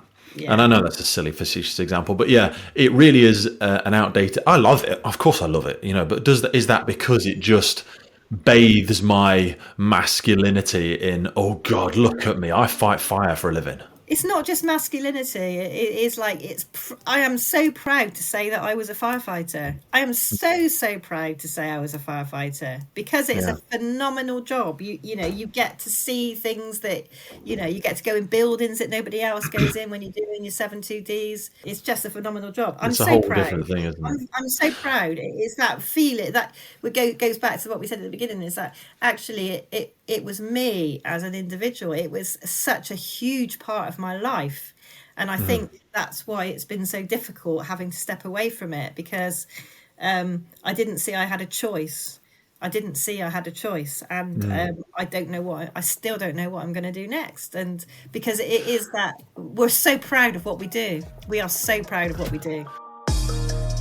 If you're a regular listener to the podcast, then chances are you are big into your own personal development and the development of firefighters around you. So I wanted to remind you of our mobile app Drill Book. This is a free training and development resources made by firefighters for firefighters. Heading on to Drill Book, you will find incident debriefs, radio messages, notes and lines, quick reference guides, quizzes every single day. We've got useful links to the ERG, to Web Rescue, to Jessup, Euro Rescue, 10-second triage, National Operational Guidance, and not to mention our daily quizzes where you will find questions on extrication, casualty handling, breathing apparatus, fire development, water rescue, rope rescue, you name it. It is the go-to resource if you've got a spare 5 minutes on the firehouse to develop yourself and those around you. Not only that, if you're looking to get into the fire service, we've got advice on there on interview questions, interview answers. You can build your own questioning in there. And again, remember, this is built by firefighters for firefighters, so you can add your own drills in there. You can pick the drills that you find the most favorite. There is literally hundreds of training ideas, hundreds of drills in there. Remember, this app is absolutely free and it grows every single day down to the contributions of our thousands and thousands of users. It's freely available on Android, Apple, and you will find it in the links for this podcast. Remember, it's called personal development. The clue's in the name. You've got to work twice as hard on yourself as you do on the job. So always be growing, always be developing.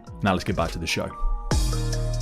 I want to revisit two things. One of them is when we were speaking about development and leadership and training schools, but also I want to overlay a thing about high performance. So firstly, do you think we strive to be high performing organizations? I think Do you think that's actually what we're trying to do? I think we think that we're trying to be. Okay. I would agree. We make failed comparisons, and people do this a lot. When we get leadership development, you go, let's look at the highest performing business or the highest performing sports team and go, the motto of the All Blacks is no dickheads. Okay, well, we couldn't write that on the wall, even if we wanted to, but that might be what we're thinking we want. And if we look at some big American companies, they'll have rankum and yankum, you know, where the highest performers get a pay rise and we get rid of everybody else. Well, actually, we don't want that either. So we want to be high performing, but also there's an element of diversity in high performance, because I was listening the other day to a sports commentator who was talking about the preparation at Wimbledon. So you see Rafael Nadal turning up and you see him on the practice courts and he's bang, bang, he's doing all his stretches. He's got a kettlebell on the side and he's doing hard sprints and he's listening to some heavy music. And then you see Federer, who is laughing and joking and playing little trick shots, and he's got a cup of coffee with him, and you go, well, and then there's Djokovic, someone who has an entirely different style, and you go, all of these people are world-class performers, but how they arrive at work is very different.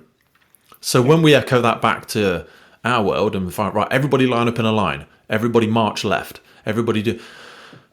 I get that you think you're trying to achieve high performance through that, but that's not how everyone gets the sweet spot of their stimulation to perform in their optimum. And we could use this to talk about the context of the environments that we work in, and working from home and transition, stuff like that, how we have to arrive at work, the uniforms that we have to wear and stuff like that, the way we have to talk, maybe, as long as it's all appropriate.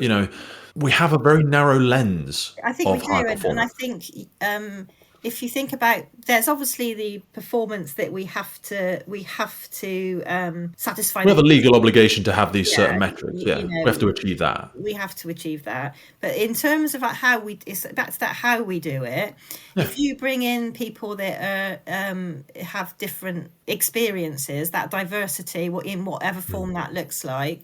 If you embrace that and embrace the challenge that comes with it, and that's not always easy because it's challenging your own personal way of thinking, and that's you've got to recognize that sometimes is hard. If somebody's challenging your way of thinking and the way you've always done it, of course it's hard. But if you don't embrace that, you're stifling that innovation, which is when you're going to get that high performing team. I've worked with people that I oversaw the comms team when I was in Shropshire, and there was people in there who had much more creative than me in terms of their thinking. You harness that and you get such good ideas, and you give people that bit of free rein to say, this is the outcome that we're looking for. This is what we need to... This is what the message that we need, but I don't care how you do it. Be as radical as you like. And you can always tailor it down and say, hang on a minute, we can't do that because it's a little bit. But actually, you are going to get something that is so much better than what you would thought if you just think, I just want you to do it like this. I think we're actually making progress in that area, because I see some corporate commerce departments now, and I like to say, a lot of them feel suffocated because they've got such an amazing product. Yeah. If you said to any other company who's trying to sell toilet roll or and they're trying to make their thing cool, our thing is really cool. Yeah. Cool stuff is happening on every fire station all over the world today. And everybody there's an audience for it. And people want to see it. They want to clap for first responders. You know what I mean? But there's so much quagmire and filters of, is this how it's perceived? And that person wasn't wearing their lapel in the right way. And actually, that person had their left foot on the jack beam in that video. Yeah, Nobody cares. No one cares. No one got hurt. And if you just and this is what happened with social media, we beat our firefighters over the head and go, you showed a video and that person's harness wasn't clipped into the... Right, so there's maybe a small education and training thing there that you could send. You could have a conversation with the watch manager and go, hey, just, ABC, XYZ. But start with, freaking love it. That's fantastic. I've seen some great stuff from Manchester lately. I've seen a few really interesting stuff happening on social media, on LinkedIn and Instagram and stuff like that, where it's fun. Yeah. And I think they did a Valentine's thing at Manchester or something like this. And there's been some great ones, hasn't there, to raise awareness about different stuff as well. There's been some fantastic ones. We've got such a USP. And I've just told you before we came on, I've been to MSA yesterday to get a new pink fire kit. I like to use our position in the Fire and Rescue Service as a moral compass in society to go, this is a good thing that we believe in. You know what I mean? Supporting people that are suffering with breast cancer, research, early screening, early intervention. It's not because people will see some of the stuff that we've been talking about. They go, that's not the fire service's job. Right, okay. We're a community, we're a public service. We're a community service. Absolutely. And we want people in our communities to feel connected with us. And we want them to go, look at all the cool stuff they're doing there. I would love to be part of that. Yeah. You know, but I feel like the professionalism is this prison that we build around us, and it's locked from the inside. It's And it's like, tradition. It's traditional ways of doing things. You know, and it's like it goes. I've used this word before, like the courageousness. Be yeah, courageous. Be courageous. Do something different. It hmm might fall flat actually, but hmm does it matter? Because you've tried it and you've learned from it and you've grown. And as long as you don't blame anybody, because we don't want that blame culture thing going on. Oh hmm no, no, no. You know, if something doesn't land as well as you thought it was going to, it doesn't matter. What you know, as long as you like say nobody's died, you know, you're not going to get sued. Uh, all those sort well, of things. welcome to the podcast. Basically, I've always said there's so many people, yourself included, Vicky, Dan Stevens. There's loads of people. It's Carl Boseman. Loads of people would run a way better, way more informative, way more deployable, and way more correct podcast than I would ever run to do with the fire service. But some people just struggle to get over themselves because they fit like we fail every week on the episodes because we want to come on and have a great, but it's because it's free and because it creates psychological safety, and I'm going to make a million mistakes, Jan's going to make a million mistakes, but everybody kind of knows what we're on about. I'm a They don't human care. being, and you know what? One of the things I've always tried to show myself is that I am who I am, and I'm not perfect, but I'm authentic. What you see is what you get, and Yeah. you know, the older My I've got, moral compass points me in the right direction. I'll the make older loads of I've little got, mistakes, and you'll make loads of little mistakes as well, and yeah. we'll forgive each other because we know we're And both doing what we're I trying to forgive do. myself. I mean, when I was younger, and again, you go back to like, what would you tell your younger self? It's like, just, you know, it doesn't matter. Go It for doesn't it. matter if you, now I just sort of Yeah. think, I'd rather just be myself. And I'm actually, if myself's not good enough, then I'm in the wrong place. Yeah. I always think party analogy. Tell me the last time you remember someone dropping a tray full of drinks at the party. You can't remember it, but when you do it, oh my god, you think Haunted everyone's you talking forever. about it. Yeah, No yeah, one cares. yeah. We're not as important as you think you are. Do you No. know what I mean? No one cares. I want to be respectful of your time, but I want to bring us back before we close into another actually Vicky Shakespeare quote which comes to mind. She's a good one for reminding me of all this sort of stuff. And she said, "You are what you protect." And I also think it reminds me of that analogy of what you permit, you promote. Yes. I want to close by coming back into delicately tiptoeing around the situation whereby you left the Fire and Rescue Service. Not to specifically talk about anyone individual or anyone service, but more to say leadership is about you see someone doing something wrong, and on behalf of the rest of the team, I need to do something about this. I can't allow this to continue because it will erode everything that we stand for as a team. Yeah. If I did something horrific and those in charge of me allowed me to continue to hold the position that I work in with no visible public ramifications. Now, I know these things are all, they've got HR and lawyers involved up to the nines, so a lot of it's not in the public domain. But in the absence of truth or insight, people will make assumptions and they will go, these people are still at work. These people are still so that means it's okay. I'm Yes. not sure what question manifests out of that, but try and, well, I'll tell you what message do you think we're sending when we are not taking visible action against these things? I think the key thing for me is it's a situation where you have an organization that clearly doesn't necessarily recognize the impact of just what you've talked about on their organization. So you've got a governance body of an organization. Obviously, the allegations involve the chief fire officer. So the fire authority is the governing body of that.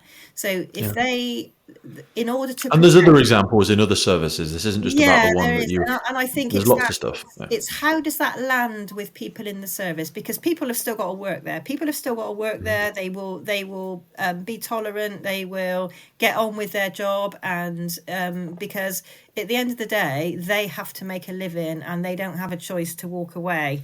You know, that made my choice. But what it says to them, I think the biggest thing it says to them is like, this was wrong. Somebody stepped up, Jan stepped up to say this was wrong. And he's come back to work, and therefore it's either not as bad, or there's must be mitigating Nothing's been circumstances, said about it, or nothing else, things been, and you're you know. just And like, this isn't about whether people should keep their jobs or not, but it's the no, message. no. That what it says to me is that people will now be frightened to stand up and speak up, because what is the point? Because the It person, screams a two-tier system as well. yeah, It and says, oh, so if I do this, you're trying to tell me I accidentally said, excuse me, love, get off the truck, to that other woman the other day, and now I'm under investigation. yeah. And the bloody chief fire officer, you're trying to tell me that it's not right for me to do this, but it's Yeah. okay for them to do that. Are you taking the piss? And I think it just stifles that very thing that we're asking people in the sector to do, is just speak out and be brave and be courageous, and actually report bad behaviour, and and let, not necessarily to wave a big stick at somebody, but it should generate conversation about, Yeah. especially the comment that you just made there. That to me is a conversation. That is all that is that, Yeah. do you realise how that comes across?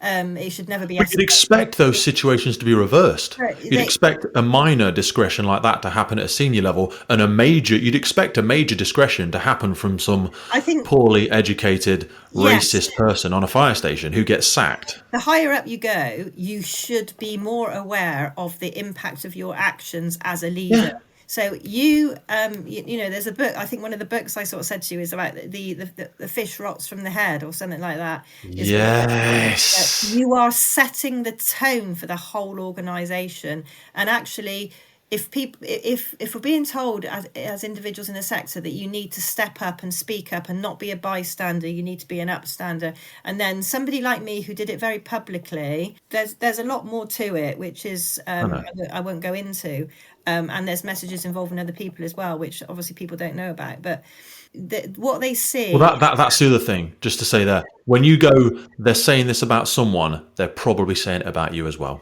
Yeah. And they're used to doing that. This is not a one-off behaviour. Yeah, this is the norm, and it was over a period of years. So the people certainly in that organisation, and probably wider in the sector, were thinking, well, we've seen that happen. That person's kept his job, and the person that raised it has lost their job.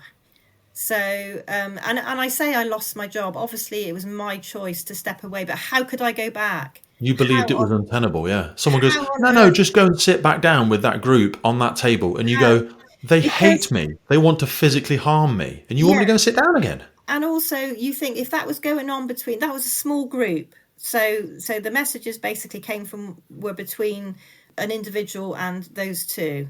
What you think about is that those other two, who are they sending those similar sort of messages to? And you start thinking about that network that is filtering down, and you know that it is bigger than just those two.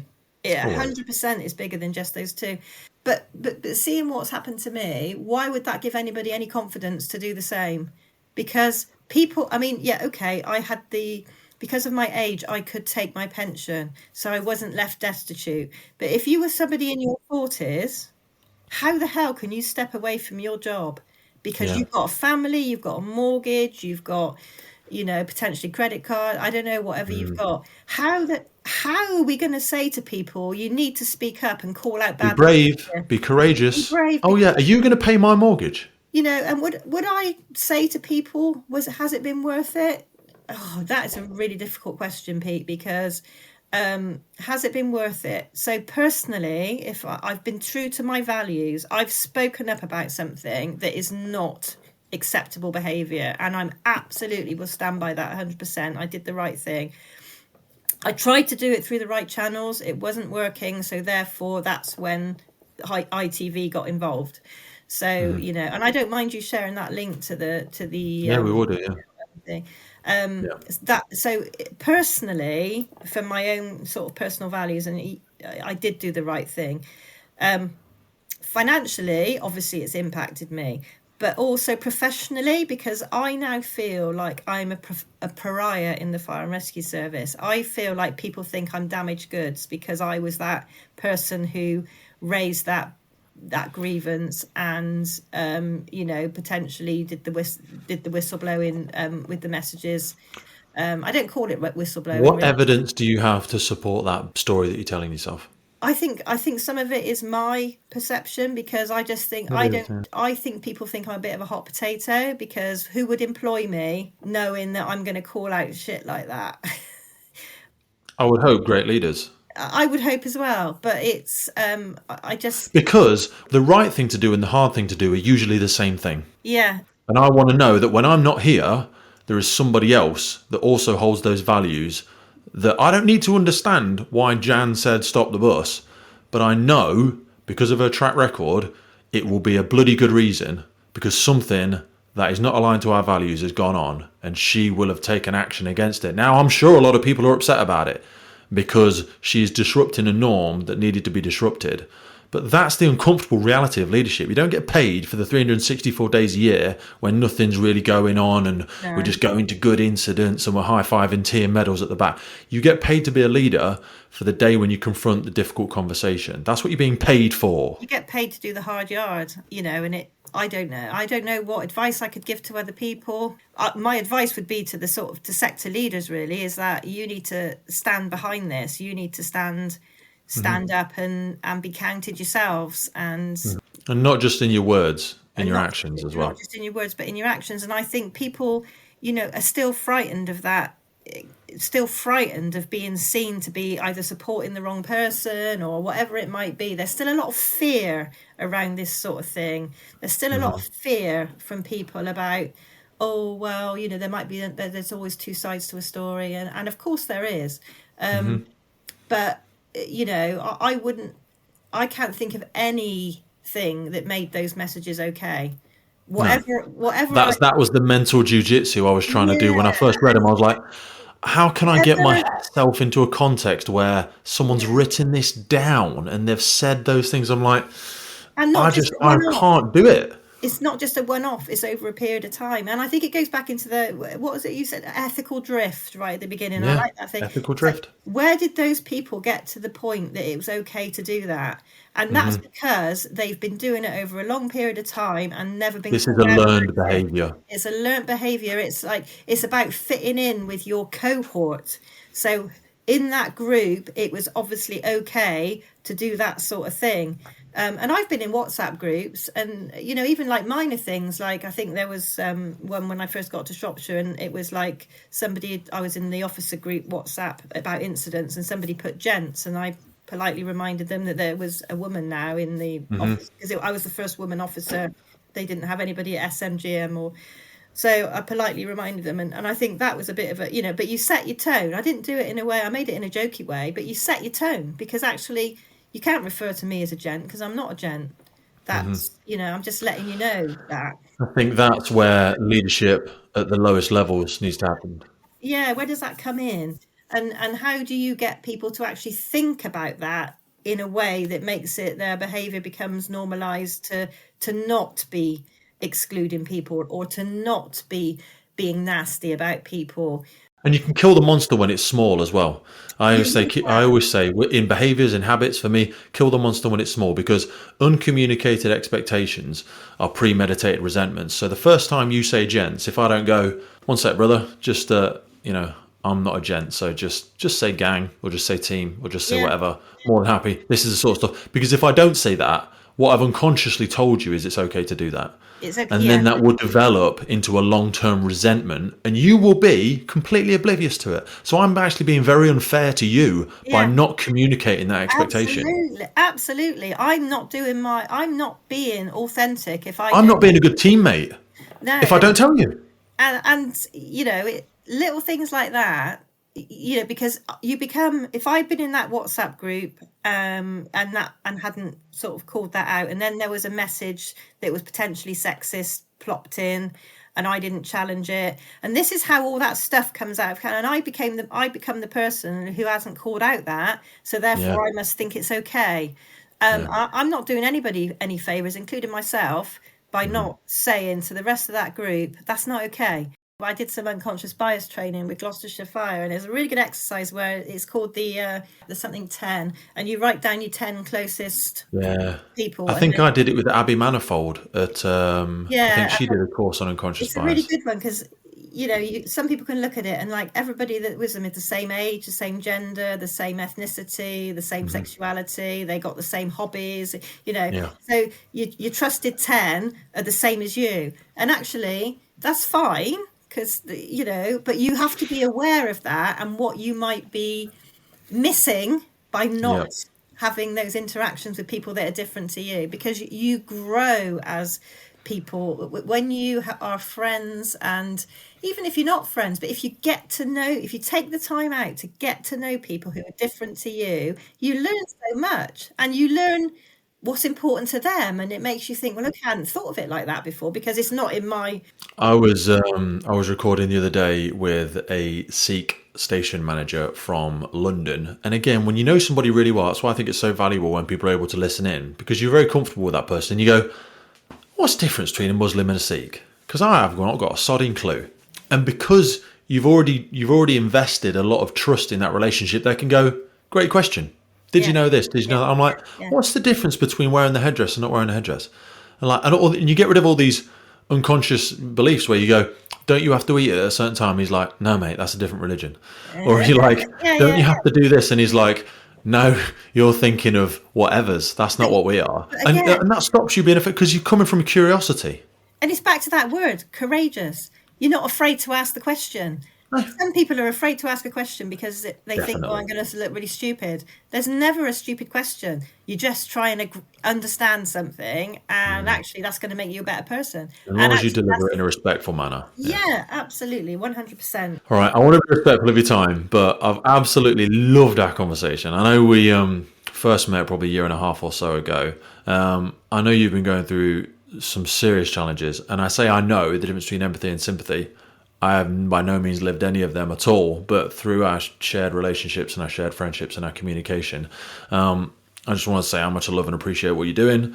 I don't pretend to understand how big of a personal, emotional, psychological, financial cost this is taking for you, but I also think to myself, do it for the people that wish they'd have done it as well. Like, your journey, unfortunately, won't be unique. There will be people that have had this happen to them in the past, men and women, and of other diversities.